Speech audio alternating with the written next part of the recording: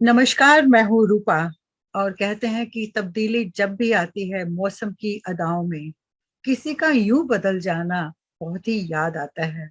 मौसम और हम तकरीबन तकरीबन एक ही हैं, क्योंकि उसका इफेक्ट हमारे पर बहुत पड़ता है। और जब मैं मौसम की बात कर रही हूँ तो आप देख ही रहे होंगे, हमारे साथ हैं डॉक्टर अजीत जी, जो कि हमेशा तैयार रहते हैं कुछ ना कुछ बताने के लिए। नमस्कार सर। नमस्कार रूपा जी, और सभी को मेरा नमस्कार। धन्यवाद। और आज हम बात करना चाहेंगे, जैसे कि काफी लोग इस बारे में बात नहीं करते हैं। कुछ चीजें होती है, कहते हैं ना, अंदरूनी होती हैं, कुछ बाहर दिखाई देती हैं। लेकिन कुछ स्किन डिजीज ऐसी हैं जो कई लोग इसके ऊपर बात करना नहीं चाहते। स्पेशलिस्ट के पास जाते हैं या किसी और के पास जाते हैं। आयुर्वेदा हो गया या होम्योपैथिक हो गया या एलोपैथी हो गया।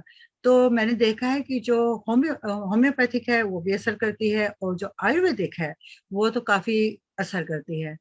तो एक बीमारी है, डिजीज कहेंगे इसे, जो कि आई थिंक कहते हैं लाइलाज बीमारी है, जिसे सोरियासिस भी कहते हैं। तो सर बताइए कि इसके ऊपर क्या करना चाहिए, इसे कैसे प्रोटेक्ट करना चाहिए। रूपा जी, जो सोराइसिस की प्रॉब्लम है, it comes under skin problem. तो जब भी हम स्किन की बात करते हैं तो जो हमारे ब्लड का इससे बड़ा डायरेक्ट कनेक्शन रहता है। जी। तो इसका अगर मैं सिंपल भाषा में आप सब लोगों के साथ शेयर करना चाहूं, जब हमारे ब्लड में इम्प्योरिटीज आ जाती हैं, so they will then start reflecting outward. Outward means through the skin, right? अच्छा। वो हमारी स्किन के ऊपर देन वो पैचेस। ये जो सोराइसिस प्रॉब्लम है, it is a little bit take longer to manifest.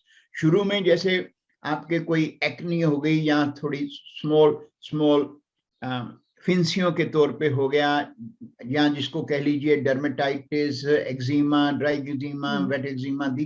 But अगर ये चीजें नहीं कोई केयर कर रहा तो ये प्रॉब्लम सोराइसिस के रूप में बढ़ जाती है। सोराइसिस में फिर आपके रेड पैचेस आते हैं, उनके ऊपर व्हाइट स्केलिंग आ जाती है, एंड देन इट्स क्वाइट इची और कैन गेट स्प्रेड। और लोगों के नेक के बैक पे या बालों में। फोरहेड पे, डिफरेंट पार्ट ऑफ, मोस्टली जहां पे जॉइंट एरिया आता है वहां पे ये प्रॉब्लम ज्यादा बन जाती हैं।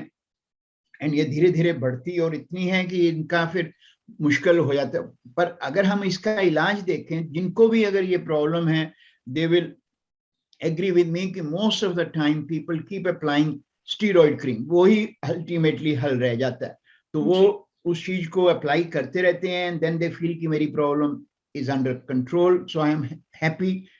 बट आयुर्वेद के हिसाब से हम देखें तो वो हैप्पी नहीं है, क्योंकि वो सबसे वर्स्ट चीज है। क्योंकि आपकी बॉडी ने आपको नेचुरल इंडिकेशन दी थी कि मेरे शरीर में समथिंग इज गोइंग रॉन्ग, और उसको वो बाहर रिफ्लेक्ट कर रही है in the form of skin problem, जो कि हम लोग अंदर भेजते मैनेज। हैं वापस। ओहो। बिल्कुल। बट हम क्या करते हैं कि हम वो क्रीम लगा के उस प्रॉब्लम को दोबारा से अंदर भेज देते हैं। और मैं आपसे एक छोटी सी चीज शेयर करूंगा कि हमारे शास्त्रों में, मतलब जो ये चरक और सुश्रुत की मैं हमेशा बात करता हूँ, ये हमारे शास्त्र हैं 5000 साल पहले लिखे हुए। तो उन्होंने जब ये सोराइसिस के बारे में मतलब चीज लिखी, उसको संस्कृत में क्लिम और उदर और दूसरी प्रॉब्लम्स के तौर पे ये नाम लिए जाते हैं संस्कृत के। तो उन्होंने इस प्रॉब्लम के साथ में एक चीज रेफर की थी कि अगर इस प्रॉब्लम को कोई नहीं जड़ से खत्म करता तो ये अल्टीमेटली जाके आपके जॉइंट्स में प्रॉब्लम पैदा करती है, जिसको हम आज की भाषा में सोराइसिस आर्थराइटिस कहते हैं। ओके। और सोराइसिस आर्थराइटिस अगर कोई भी मतलब इस चीज पे बात करना चाहे, जब हम अपनी वेस्टर्न फिजियोलॉजी और पैथोलॉजी 1971 में पढ़ रहे थे, मैं अपना टाइम कह रहा हूँ, उस टाइम सोराइसिस आर्थराइटिस की कभी कोई मेंशन ही नहीं था हमारी बुक्स में। This problem has been identified in our Western world very in the last 2 decades or so. So, but शास्त्रों में उस टाइम से भी ये मेंशन रहा है। तो यही चीज पर आज भी वेस्टर्न मेडिसिन में सोराइसिस आर्थराइटिस का कारण कोई नहीं मतलब कहता है। हालांकि नाम से ये कनेक्शन होता है कि जिसको सोराइसिस हुआ उसको आर्थराइटिस वाली प्रॉब्लम हो रही है, और उसका बेसिक कनेक्शन। तो आयुर्वेद ये कहता है कि आपने वो जो प्रॉब्लम है जिसको हम टॉक्सिन्स कहते हैं या आमा है आयुर्वेद के हिसाब से, वो अंदर जब चला गया and then it go and straight away go to the हमारे जो डिफरेंट टिश्यूज लेवल को क्रॉस करके ये अस्थि धातु मींस जॉइंट में बोन्स के प्रॉब्लम क्रिएट करता है। तो इसलिए ये सोराइसिस को हम हमेशा से बहुत खतरनाक तौर पे मानते हैं कि इसका होना ये चाहिए कि you need to again identify the root cause, कि कहाँ से कॉज आ रहा है। कॉज फिर वही रहेगा, आपका लाइफस्टाइल, आपकी डाइट, आपका मेंटल फैक्टर। इसमें मेंटल फैक्टर्स का भी लॉट ऑफ रोल रहता है कि लॉट ऑफ टाइम अगर हमारा लॉट ऑफ स्ट्रेस चल रहा है लाइफ में या भी कोई कहते हैं जी। हाँ जी बिल्कुल, वो चीजें जब बिल्ट हो रही हैं that also effect your blood.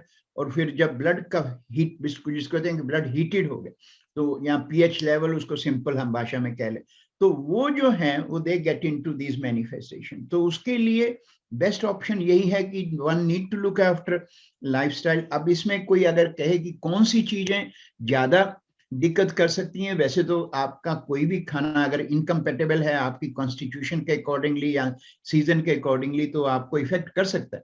But mostly इसमें coffee, chillies, chilli sauce, peanut butter, almond butter, carbonated drinks, या ये जिसको मोर प्रोसेस फूड कहते हैं, लेफ्ट ओवर फूड्स हैं, इन चीजों पे आपको थोड़ा सा ज्यादा, एनी चीज विच इज फर्मेंटेड वो आपके लिए हानिकारक होती है इन चीजों में।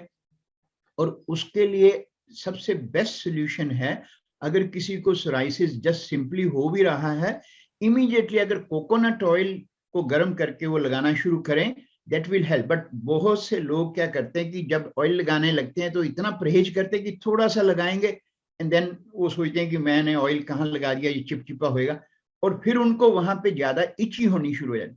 उसका भी कारण है, किसी वक्त पे वो बात करेंगे। But whenever you are applying the oil, apply like tons of oil and दिन में 3-4 बार लगाएं, देन आपकी वो प्रॉब्लम को हेल्प करता है। अदरवाइज अगर किसी की प्रॉब्लम ज्यादा है and you are suffering from that, then you must take advice from an बिल्कुल क्वालिफाइड आयुर्वेदिक प्रैक्टिशनर। उसके लिए वो अपनी आपको राय दे पाएंगे जी। वैसे इसमें कुछ डूज एंड डोंट्स हैं कि क्या खाना चाहिए क्या नहीं खाना चाहिए। यही चीजें जो मैंने कही रूपा जी, कि सबसे ज्यादा आप अपना चिली सॉस है, पीनट बटर है, आलमंड बटर है, कॉफी है, और ज्यादा ये जो जिनको हम फर्मेंटेड चीजें कहते हैं, मोर प्रोसेस्ड फूड है। फास्ट फूड में सबसे ज्यादा इनकम्पेटिबिलिटी आती, क्योंकि एनीथिंग विच इज फर्मेंटेड आपके इस प्रॉब्लम में लीड करेगी। और इसी तरह से अगर आप अपना स्ट्रेस को, एंगर या फ्रस्ट्रेशन, जो दिस काइंड ऑफ इमोशंस आपके साथ जा रहे हैं, उनका भी कंपोनेंट इसमें प्ले करता है। That is why ayurvedic approach इसमें बहुत हेल्पफुल करती है कि we look at the bigger picture, we look at the mind, body and soul component to give an total balance to the problems. क्या बात है, आज तो बहुत इंपॉर्टेंट बात हुई है। तो उम्मीद है कि हम नेक्स्ट टाइम इसके ऊपर कुछ और बातें करेंगे। आप बताइएगा, एक्सप्लेन कीजिएगा कि क्या क्या हो सकता है। तो जाते जाते कोई कमेंट्स? बस यही है जी कि आज अब तो सबसे ज्यादा जरूरी चीज आ रही है कि क्रिसमस आ रही है, ठीक है, नया साल आ रहा है हम सबके लिए। तो क्रिसमस को एंजॉय जरूर कीजिए। मैं नहीं ये कहता कि आयुर्वेद को सुन के अपने केक ना खाएं या दूसरी चीजें ना खाएं। आयुर्वेद एक चीज हमेशा हमें देता है, इसमें भी चरका में श्लोक ही है, मैं ये नहीं अपनी तरफ से बना के नहीं लिख रहा। उन्होंने लिखा है कि जो भी इंसान, हमारे साल में 365 डेज होते हैं, उन्होंने कहा है कि अगर आपको, क्योंकि they always talk about strike and a balance, तो उन्होंने बैलेंस को इस तरह से लिखा है कि आपके अपने जीवन में you are given 21 days to do certain silly things. silly thing means incompatible eating or lifestyle. As long as 344 days you are following the right life and keep the balance. But हमारी problem क्या होती है कि हम 21 days अच्छा करते हैं, चले जाते हैं रिट्रीट पे या कहीं है, 344 डेज बस फिर वही सारा गड़बड़ रहता है।